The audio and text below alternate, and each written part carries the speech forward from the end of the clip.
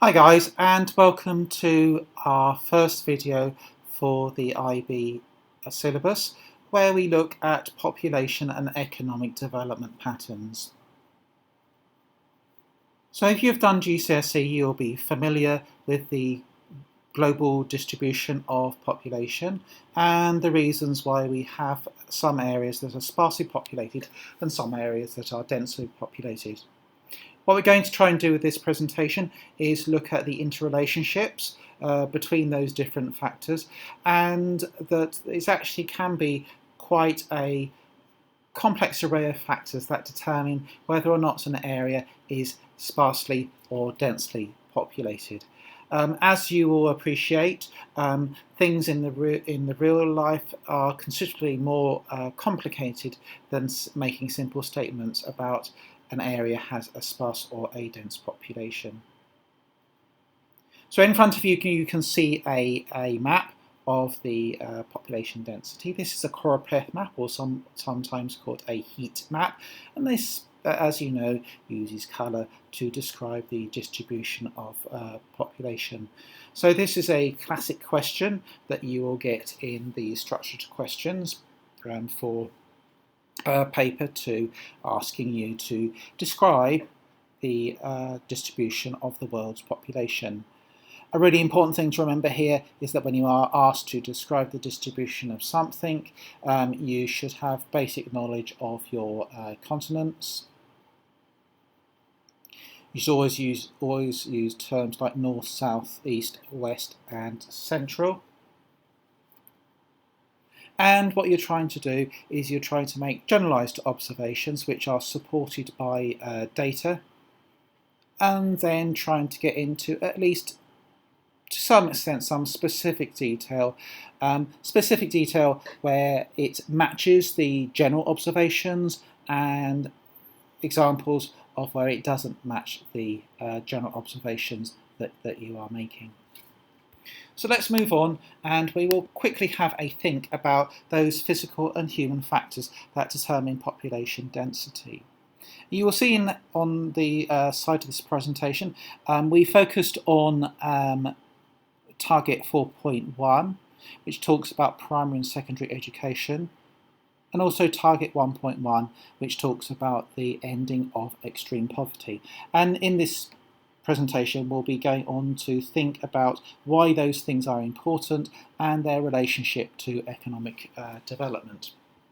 So your classic physical factors, there we go. So some physical factors that affect population density. They would include water supply, climate. Temperate climates are particularly conducive or particularly good for dense population. Relief, flat land, is particularly good. Vegetation, soils, and the availability of natural resources and energy. Human factors that affect population density, well, they can include social, political, and economic factors. And what we find is by themselves, just the presence of good physical factors is not necessarily result in a dense population. Likewise as well, the absence of significant physical advantages doesn't necessarily mean that you won't have a dense population. So we're going to go on to have a think in a bit more detail about that interplay and that interaction between physical and human factors. So when looking at physical factors, mountainous areas, they make it difficult to construct buildings and roads, and they are often more accessible and remote. However, there are quite a few examples of mountainous countries that are very, very prosperous. Switzerland would come to mind. So we can see again, just because of the presence of negative physical factors doesn't necessarily guarantee that there'll be a sparsely populated area. Areas with extreme climates, such as hot and cold deserts, make it difficult to grow crops and have access to water. Regions with dense vegetation, such as the rainforests, provide challenges in terms of access, and the lack of surfaces make human inhabitation more difficult. Of course, these are generalisations, and if we have a look at many of the large cities in the Middle East, Dubai, Qatar, Bahrain would come to mind on these, and the United Arab Emirates as well. And there you can see, even though it is a hot desert climate, you do have very dense population. And that's because the human factors can, in some circumstances, override those physical constraints. In general, though, coastal environments and those along rivers tend to be more densely populated.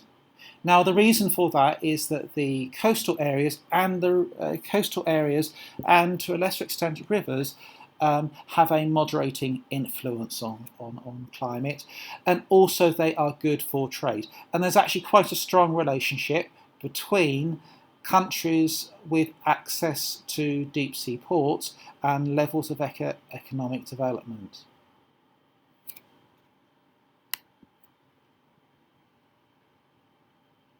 So we've already talked about locations with favourable climates. They tend to be more densely populated as food can be produced, and provides a more comfortable environment to live in. Regions where the relief or the land is flat also tend to have a denser population. However, this is not always the case. And I come back to the examples like Dubai and Bahrain. Those places, they actually import food or have artificial irrigation systems to allow them to grow their own food. So again, in the 21st century, it's not quite as clear-cut as you might first think. And again, we come into this idea that human factors can, to some extent and in some situations, overcome those physical challenges the environment presents. Here, of course, is Dubai, and a significant thing is the availability of jobs and the level of economic activity. In Dubai's example, that their initial wealth, which was based on oil, they've used that wealth to create further economic growth in the service sector, financial sector and tourism sectors. So then we're starting to get the idea of good governance and good and effective economic policies. In the case of Dubai, there's actually no physical reason, if you think about it, why Dubai should be such a densely populated area, because it is in the middle of the desert and an extremely harsh climate. But that governance and the presence of economic opportunities has overcome that. We can also see similar examples in the Sunshine States, for example, in the southern parts of the United States, Texas and Arizona. They are very, very popular locations, and they have some quite densely populated areas, even though they are in the middle of deserts. So again, we come back to this interplay between physical and human factors. The importance of good governance, and the importance of having governance that enables good economic policies and growth. Now, of course, locations with effective infrastructure, including transport, energy, water and sanitation. It is kind of a chicken and egg situation. The reason why you have those good facilities is because you have lots of people living there.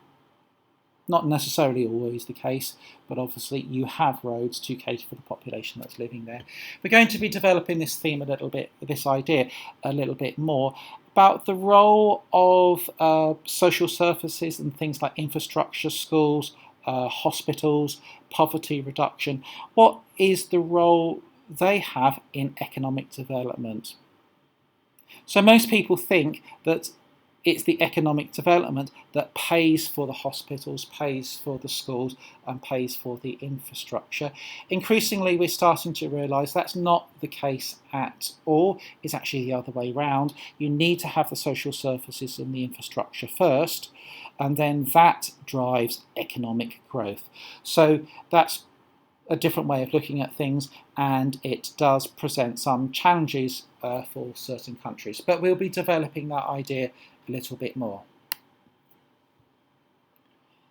Again, as our economies become more and more developed, a safe, reliable government that can encourage people to come to a country, that can lead to an increase in population density.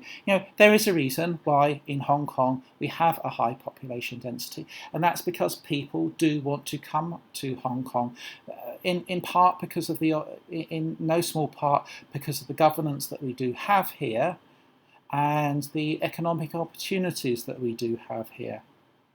And while these factors often work hand in hand with the physical advantages, doesn't necessarily have to be very, very strong physical advantages. It helps.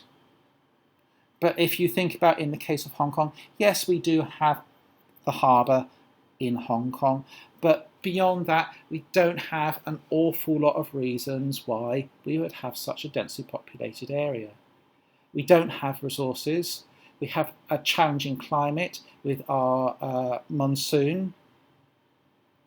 We have a shortage of water. We don't have a lot of flat land. Yet despite all of those things, Hong Kong is one of the most prosperous and densely populated places in the world. And it is in no small part because of the governance that we do have in Hong Kong and the economic opportunities that Hong Kong presents its citizens.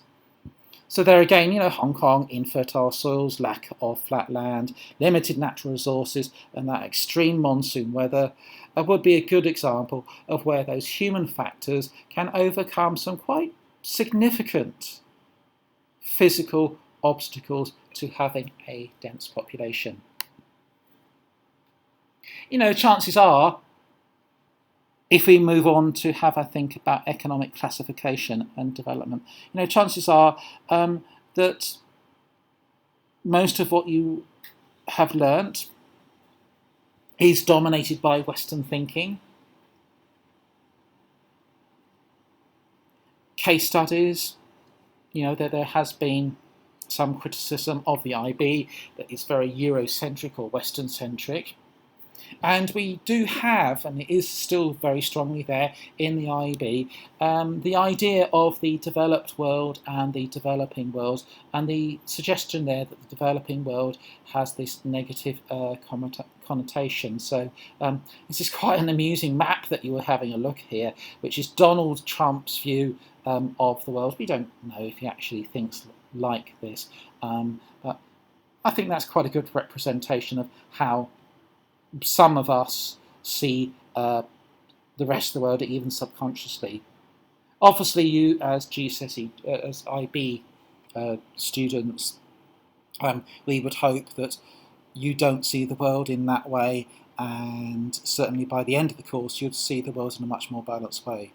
You should always challenge those assumptions and make sure your case studies are up to date and appropriate, and are not cherry-picked simply to reinforce your preconceived ideas and subconscious ideas and prejudices.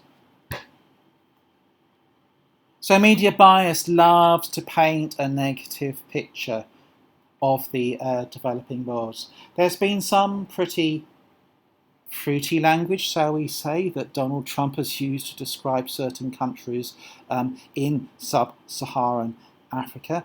There are many problems in the world. Many of those problems are in economically developing countries. Many of those problems are in sub-Saharan Africa. The developed world also has considerable problems as well. But in general, over the past 20 years, in general, the world has got a lot better as a place to live. A lot more. There are less people in poverty.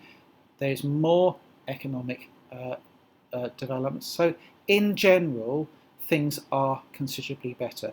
And we come back to those sustainable development targets there of 4.1, which is free primary and secondary education for all. and a reduction in poverty. So we'll come back to that idea. What we find is that if you're going to deal with poverty and you're going to have economic growth, the social services, and it starts with education and healthcare and gender equality, the social services need to come first. Those social services actually drive and enable economic growth. So you do have these negative connotations of Africa. You have had some quite fruity language, so we described, used by Donald Trump to describe certain countries in Africa. There's a lot of misconceptions going around there on Africa. You have to remember that in the past 10 years, many parts of Africa, sub-Saharan Africa, have seen considerable economic growth. And if we actually have a look at it, Africa is the continent, in particular sub-Saharan Africa, is the continent that in the next 10 to 20 years is going to have the highest levels of economic growth. Much of this economic growth, it has to be said, has been encouraged and fostered by Chinese investment in sub-Saharan Africa. However, of course, Africa, sub-Saharan Africa, is a very diverse continent. There are problems there. Some countries, like Malawi, have seen a very small increase in their gross national income per head. Now, there are complex reasons for this extreme poverty. Conventional wisdom would say that the reason that there are, in a population of 15 million people, 74% are below the poverty line.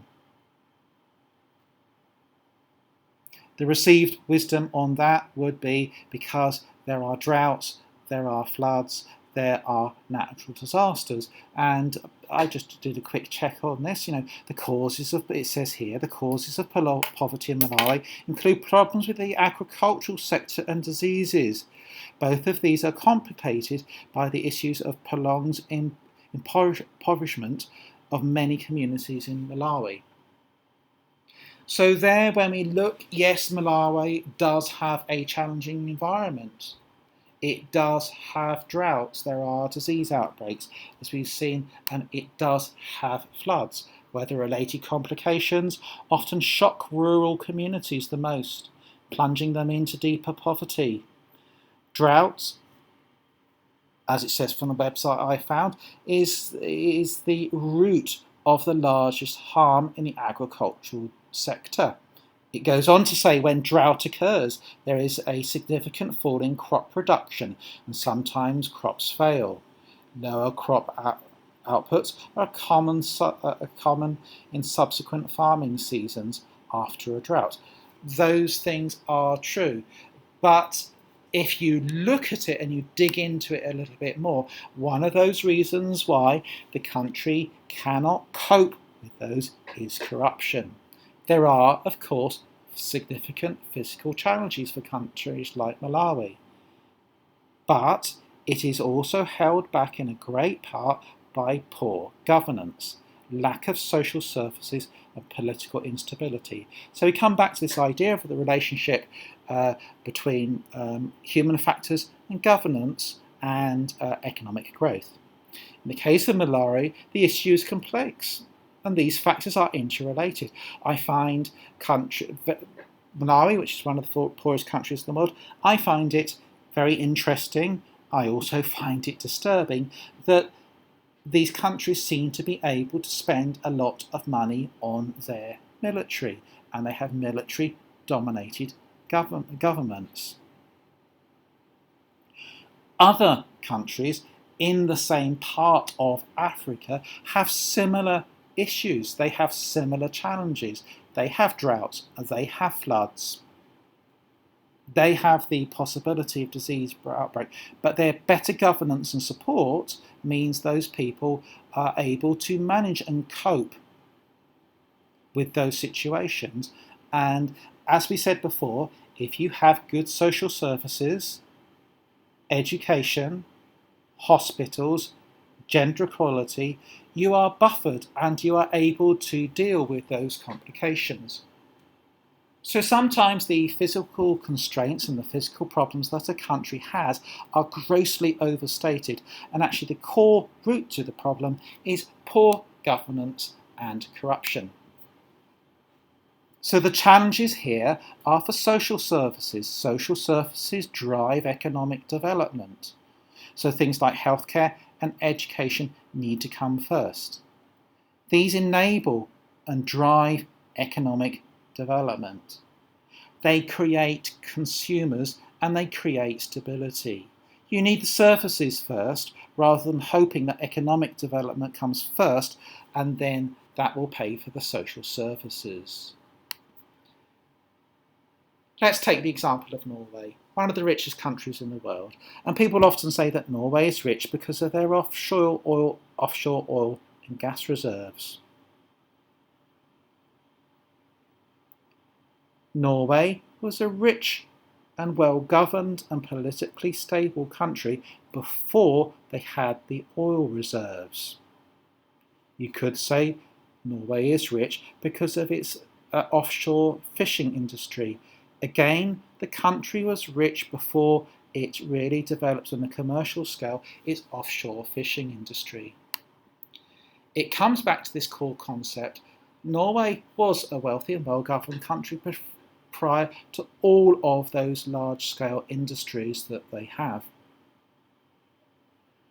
Norway is and has been governed very well for a long period of time. Norway, says here on the website that I found talking about Norway, has always had stable, good governance that helps businesses to thrive while putting the well-being of the citizens first. And I think the well-being of the citizens first. If you have an able, educated population, then they will earn money, that will generate economic wealth, and that will drive forward further wealth. So again, the importance of good governance. You could have a look at what's happening in the United States of America at the moment with the COVID-19 situation, and you could say that is an example of poor governance, although many of people, of course, as is their right, would disagree with this statement. So we'll close by thinking about the classic idea that we would have in the world. Maybe the idea that you would have learned about in lower down in the school. And that's the idea, and you might have heard these terms, the first, second and third world countries. The Brandt line, the north-south divide.